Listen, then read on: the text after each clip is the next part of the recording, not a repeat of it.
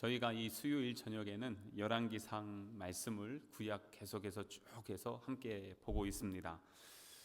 지난 주에는 이스라엘 왕 이야기들을 좀 했습니다. 하나같이 하나님을 섬기지 않고 우상과 죄악의 길로 걸어갔습니다. 그 길을 성경에서는 여로보암의 길로 갔다라고 그렇게 표현을 하고 있습니다. 그 왕들 중에서도 진짜 악한 왕들이 있고 조금 덜 악한 왕이 있습니다. 하나님이 볼 땐 다 악하지만 그래도 또한 평가를 할 때 야, 이놈은 진짜 더 나쁜 짓 많이 했어, 이렇게 얘기할 만한 그런 왕이 있는데, 그 왕의 이름은 오늘 등장하는 아합 왕입니다. 그의 아내 이세벨인데요, 아주 드센 여자입니다. 되게 아주 강하고요. 그래서 자기 동네에 있는 우상들 다 가지고 와서 이제 북이스라엘의 우상 천지가 되게 해버렸습니다. 바알부터 해서 별놈의 것들 다 갖고 와가지고 얼마나 그렇게 드세게 했는지. 그래서 이 아합 그리고 이세벨 하면은 아주 엘리야도 벌벌 떨 만큼 참 대단한 그러한 왕이었습니다.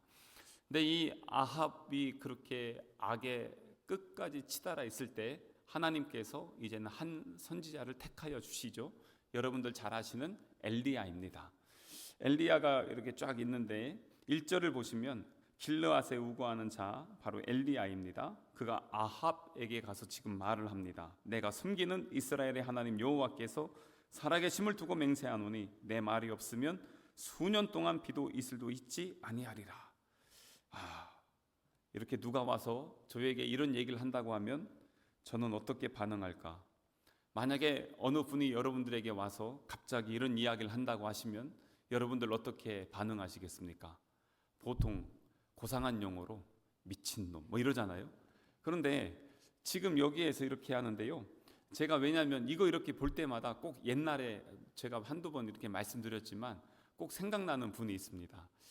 제가 어렸을 때 저희 교회에 2분 정도가 찾아오셨는데 그분들이 뭐라고 하셨냐면 성령께서 감동하여 주셔서 성남교회로 가라고 해서 왔다. 그래서 이 교회 와서 이 교회 담임 목사가 되라고 했다. 그러니까 이제 담임 목사님 만나서 하는 얘기예요. 그러니까 이제 그만두고 사임하시라. 그리고 내가 이 교회 담임이 되겠다.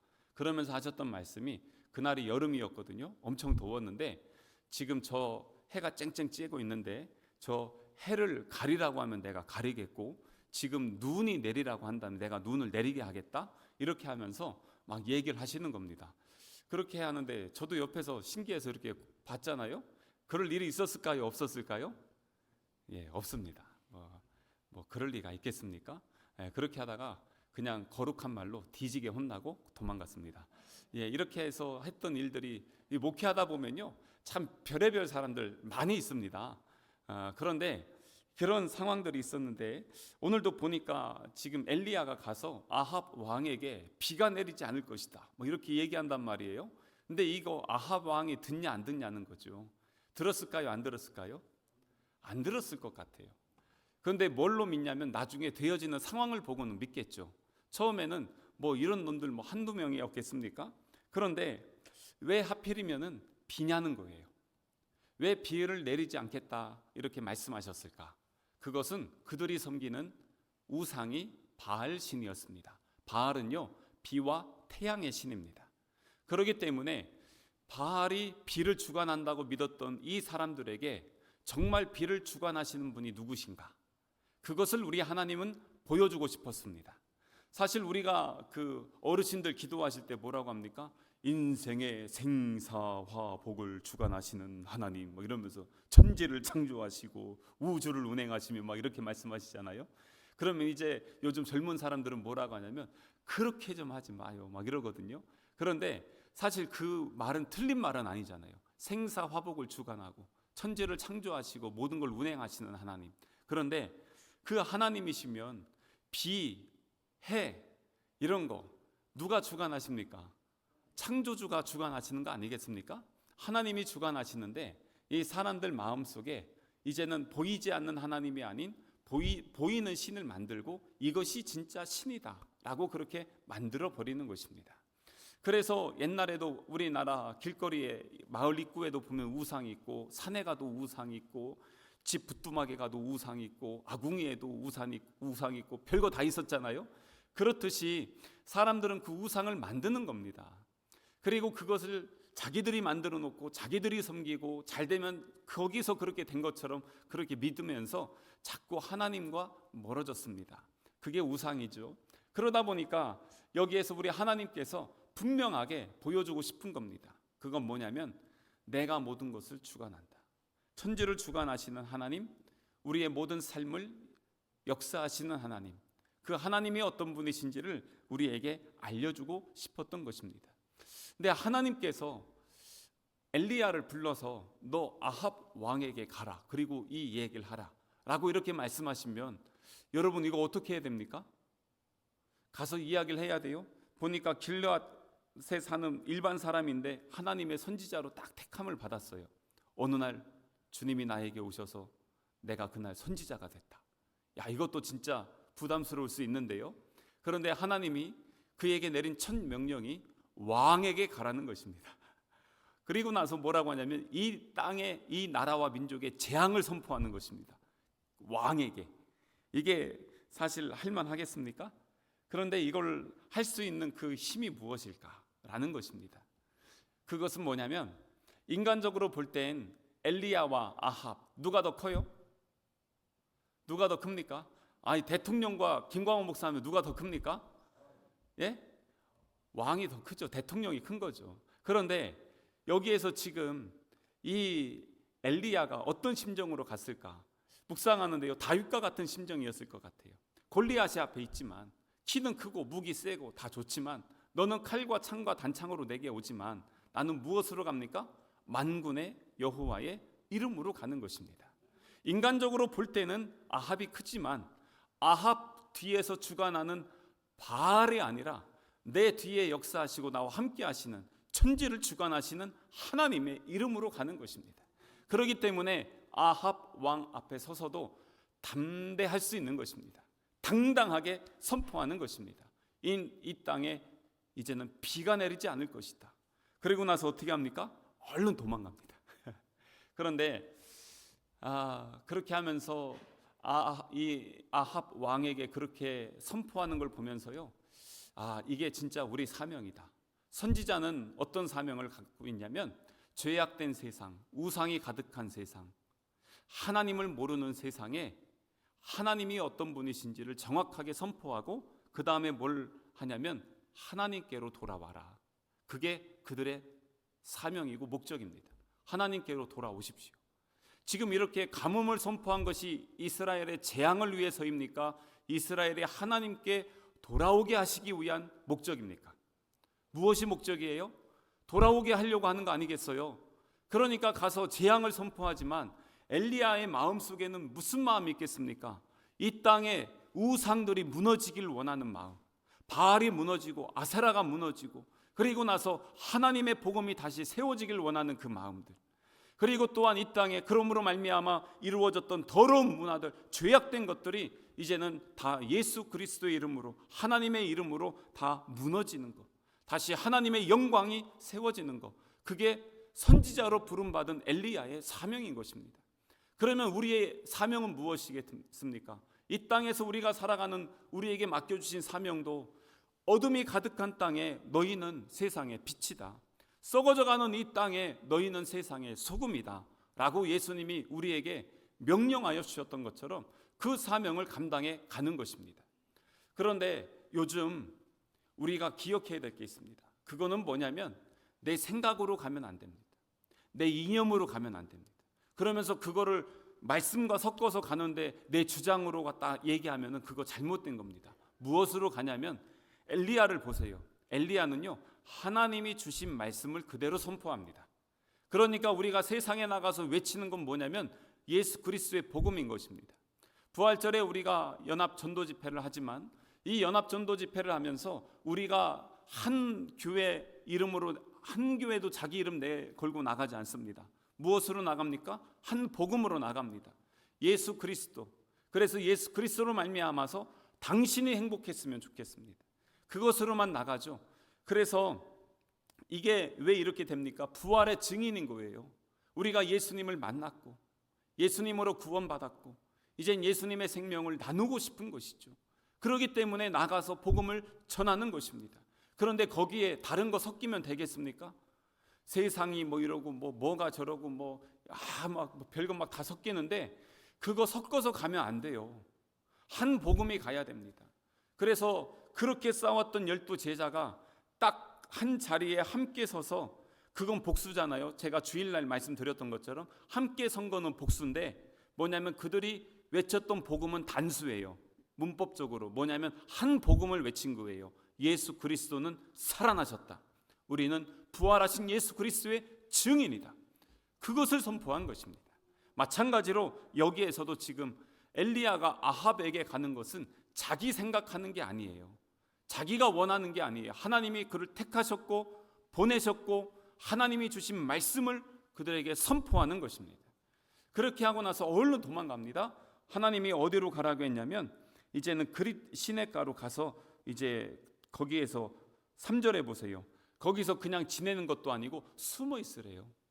그릿 시내가에 가서 숨어, 그러니까 이제 얼른 가서 이제 숨어 있습니다. 그런데 거기가 그래도 계곡인가 봐요. 물이 마르지 않는 곳이어서 거기로 하나님이 보내셨죠. 제가 요즘 우리 그 필리핀 선교 다녀오신 분들 알겠지만 그 실레탄의 선교센터는요 1년 내내 그 극심한 가뭄의 때, 건기 때 있잖아요. 항상 물이 있습니다. 이번에도 그 건기 때 갔는데 물이요 아주 그냥 가득 차 있습니다. 그냥 항상 있습니다. 그래서 거기 수도 시설을 이제 좀 정비해서 했는데 그게 물이 부족하질 않습니다. 풀랑누파라는 교회는 있는데 동네 마을 전체에 우물이 하나도 없습니다. 물을 쓰려면 빗물 받아 쓰든지 물을 들고 와서 씁니다. 근데 실레타는 그러지 않거든요. 근데 그런 데가 바로 이 그리시네가 같아요. 그런데 거기에 있어요. 근데 하나님께서 그를 어떻게 먹이시냐면 4절에 보니까 그 시냇물을 마시라. 내가 까마귀들에게 명령하여 거기서 너를 먹이게 하리라. 그래서 하나님이 보냈고 숨어 있는데 거기 숨어 있을 때 그냥 그 시냇물 마시면서 기다리고 있으면 그 다음에 어떻게 합니까? 이 까마귀들이 와서 6절에 보세요. 아침에도 떡과 고기를, 저녁에도 떡과 고기를 가져왔고 그가 시냇물을 마시는 것입니다. 아침 저녁으로.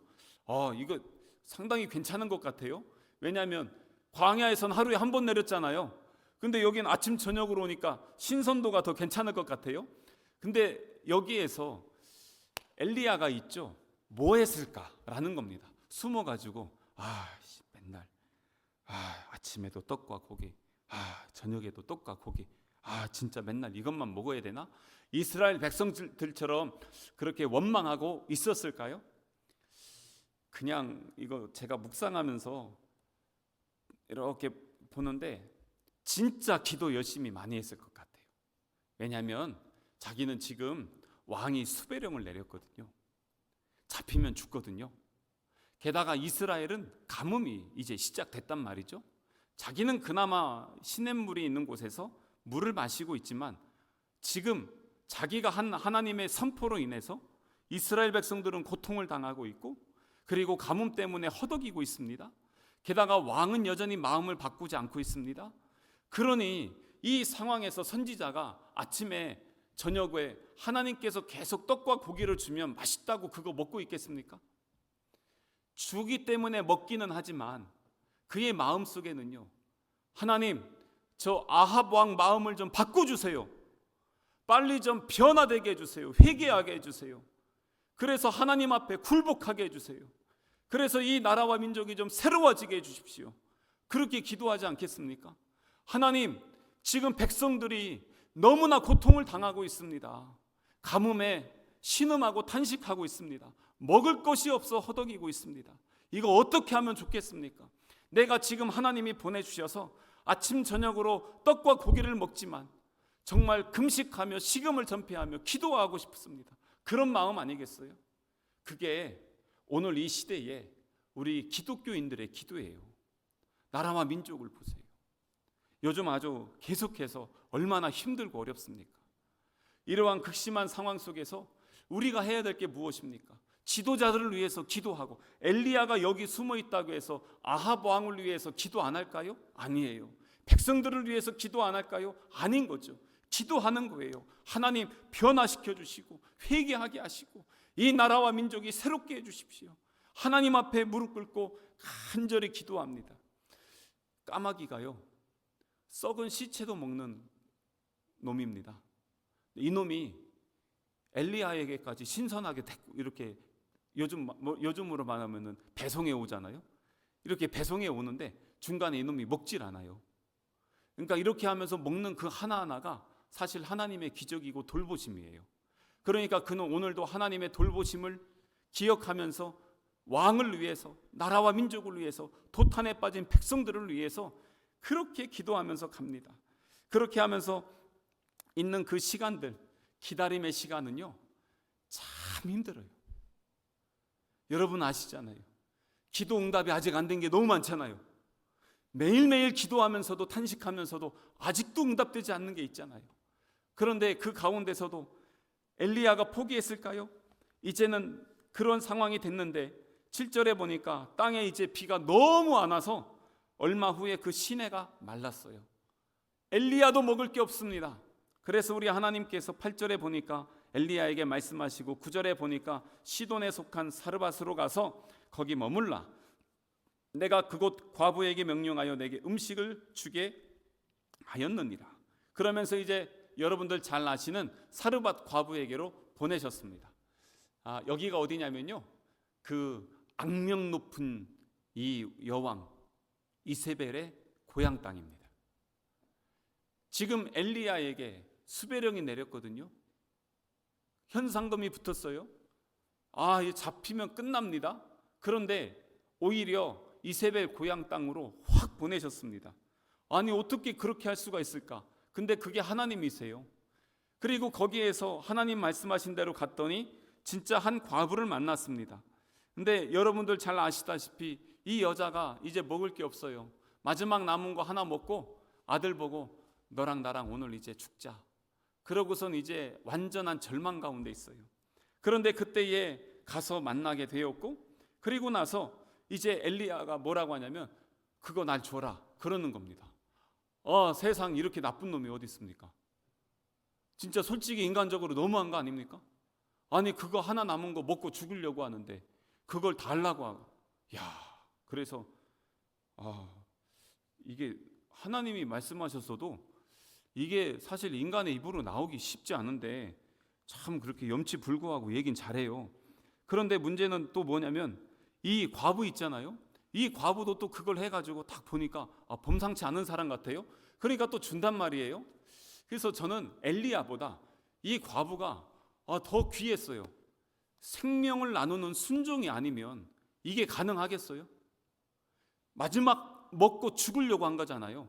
이 마지막 생명이잖아요. 이거를 갖다가 지금 드리는 거죠.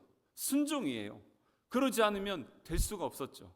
근데 이렇게 해서 이 집에서 함께 생활을 하게 됩니다.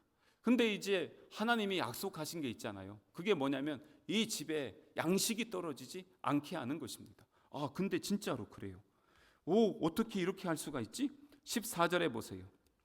이스라엘의 하나님 여호와의 말씀이 나 여호와가 비를 지면에 내리는 날까지 그 통에 가루가 떨어지지 아니하고 그 병에 기름이 없어지지 아니하리라. 그러면 이제 기름에다가 밀가루 튀기거나 반죽하거나 삶아 먹고 튀겨 먹고 볶아 먹고 다 할 거 아니겠습니까? 이러면서 이제 산단 말이에요. 근데 계속 나온단 말이죠. 그렇게 하면서 그 자리에서 먹게 되는 것입니다. 그래서 이게 엘리야는 이미 그릿시내가에서 하나님이 공급하시는 것을 경험했잖아요. 근데 혼자만 그것을 누렸는데 이제는 누구랑 경험하고 있습니까? 이 사르밧 과부와 그의 아들과 함께 경험을 하게 되는 것입니다. 그러면서 이제는 풍족한 은혜의 시간, 이게 가뭄이 몇 년이었을까요? 3년 6개월입니다. 3년 6개월이라는 그 긴 시간 동안 가뭄이 있다고 한번 생각해 보세요. 저희 서산에 3개월만 비 안 와도 우리 난리 납니다.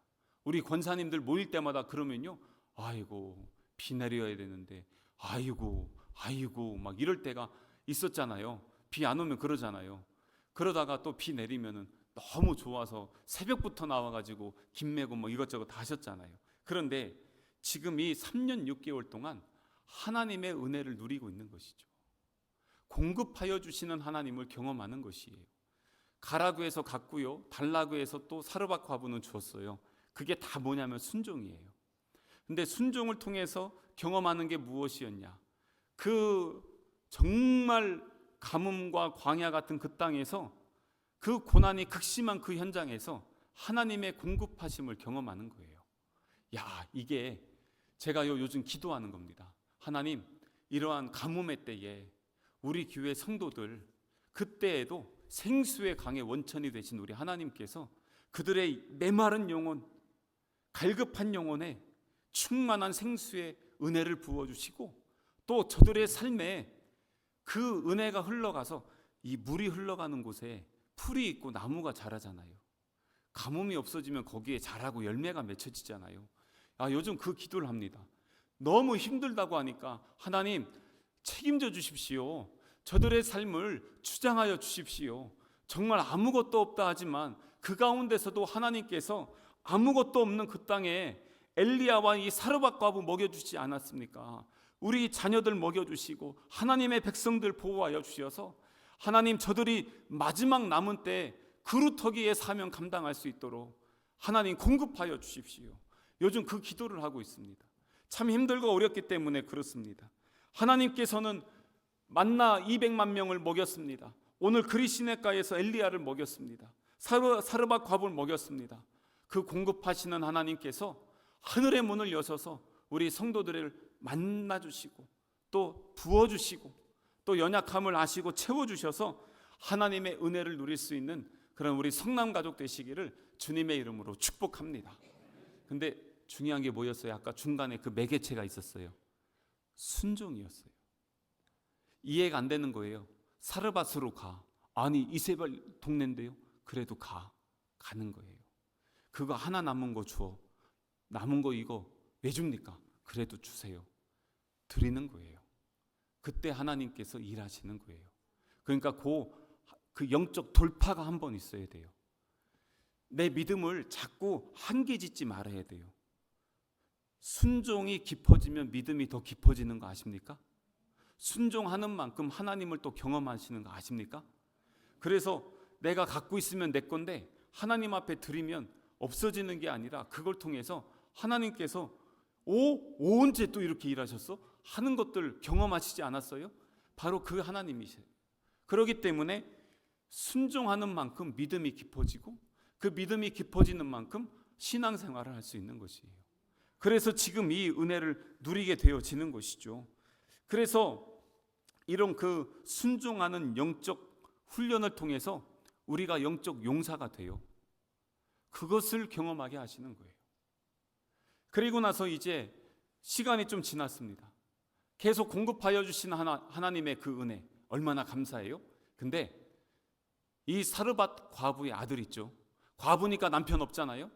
이 아들이 하다가 그러다가 자 말씀 보시죠. 17절. 이 일 후에 그 집 주인 되는 여인의 아들이 병들어 증세가 심히 위중하다가 숨이 끊어진지라. 여기서 제가 약간 좀 제 개인적인 생각이 거시기 했던 건 뭐냐면, 아니 조금 위중했을 때 엘리야가 가서 기도해 주지. 죽을 때까지 아무것도 안 했나? 근데 18절을 보면요, 여인이 엘리야에게 이르되 하나님의 사람이여 당신이 나와 더불어 무슨 상관이 있기로 내 죄를 생각나게 하고 또 내 아들을 죽게 하려고 내게 오셨습니까? 막 이렇게 하거든요. 근데 이 내용의 배경이 뭐냐면, 이 고대인들은요 무슨 재앙이나 고난이 있잖아요. 그러면 그것을 뭘로 보냐면 내 죄 때문에 이런 일이 일어났다라고 생각합니다. 그들의 상식이 그랬습니다. 그러니까 지금 아들이 죽었어요. 남편도 죽었는데 아들이 죽었어요. 그때 이 아들 죽은 걸 보고 뭐라고 하냐면, 내 죄가 얼마나 커서 내가 무슨 잘못을 저질렀기에 이 남편도 죽고 내 아들까지 죽냐, 이러면서 지금 이 엘리야에게 가서 탄식을 하고 있는 것입니다. 한탄을 합니다. 그때 아무것도 안 하고 있던 엘리야가 아들 봅시다. 그리고선 가서 거기에서 달라고 합니다. 19절에 보면은 그에게 그의 아들을 달라. 죽었으면 뭐 해야 돼요? 장사를 지내야 돼요. 달라고 하면 줘야 돼요? 장사해야 돼요? 여러분 뭐 해야 됩니까? 그런데 지금 달라고 하니까 줍니다. 원래 이렇게 고난이 깊은 사람들은요, 시선이 이렇게 돼 있는 거 아십니까? 딴 데 못 봅니다. 고난만 봅니다. 그래서 힘들어하는 겁니다. 그런데 그 상황인데 지금 달라고 하는데 준다는 건 뭐냐면 그가 지금 이러고 있다가 엘리야가 보인 겁니다. 그리고 맡겨 드리는 겁니다. 처음 만났을 때 뭘 맡겼어요? 자기가 하나 먹었던 한 끼 양식을 맡겼죠. 근데 지금은 뭘 맡깁니까? 이제는 자기 아들을 맡기는 것입니다. 아들을 맡겨서 드리는데, 이렇게 하면서 지금까지 살아온 거 보면은요, 여인의 믿음이 아니라 엘리야가 그 집에 갔기 때문에 이 여인이 산 거예요. 그죠? 이 여인이 큰 믿음 있는 건 아니었거든요. 저분이 있으니까 우린 굶지 않아. 난 저분이 좋아. 이러면서 같이 있었겠죠. 그런데 이제는 뭐냐면 내 아들이 죽으니까 내 죄 때문인가? 왜 죽었나? 고난 가운데 있다가 거기에서 이제는 엘리야가 가서 아이를 위해서 21절 보면요, 그 아이 위에 몸을 3번 펴서 엎드리고 여호와께 부르짖어 이르되 내 하나님이여 여호와여 원하건대 이 아이의 혼으로 그의 몸에 돌아오게 하옵소서. 간절히 구합니다. 그러니까 시들시들 아플 때가 아니라 확실하게 죽었다고 엄마가 울 때, 그때 딱 하나님 앞에 기도를 하고 있네요. 그런데 그 22절에 보면 여호와께서 엘리야의 소리를 들으시고 그 아이의 혼이 몸으로 돌아와서 살아나는 것입니다. 살아났습니다. 근데 이것 때문에 무슨 역사가 일어나냐면 그 마지막 24절 보세요. 여인이 엘리야에게 이르되 내가 이제야 당신은 하나님의 사람이시요 당신의 입에 있는 여호와의 말씀이 진실한 줄 아노라. 그 오랫동안 살았어도 몰랐던 거예요. 그냥 저분이 오니까 난 굶지 않아 좋은 거예요. 그냥 은혜의 부스러기만 먹고 살았던 거죠. 근데 이제 무엇입니까? 내 신앙이 된 거예요. 내 아들이 죽었다 살아난 거예요. 그러면서 이제는 내 죄 때문에 그런가 했는데 내 아들이 살아나면서 내 아들에게 생명이 있다. 하나님의 생명의 숨결로 살아났다. 그러면서 이제는 당신이 하나님의 사람이고 하나님이 살아계심을 내가 믿는다는 것입니다. 이 체험이 있어야 돼요. 신앙생활하면서 다른 사람 믿음 갖고 사는 거 아니에요. 다른 사람이 간증하고 은혜 받으면 그 부스러기 먹고 사는 게 아니고요, 내가 그 하나님을 경험해야 돼요. 내 안에 역사하신 하나님, 내 안에 살아계신 하나님, 나를 만나주신 하나님, 구원의 하나님, 내가 그 하나님 만나야 되는 거예요. 그래서 내가 그 안에서 나의 하나님을 발견하고 내가 이제 주님을 믿습니다. 주님이 살아계심을 내가 믿습니다. 내가 이제는 주님을 위해서 살겠습니다. 그 역사적인 현장, 그게 영적 돌파예요. 그래야 진짜 예수님을 만날 수가 있어요. 그렇게 하면서 하나님의 말씀이 진리인 줄 알게 되는 것이죠. 그래서 고난이 찾아왔는데 이 고난을 통해서 뭐가 됐냐면 나의 연약함을 알고 하나님의 강함을 알게 된 것이에요.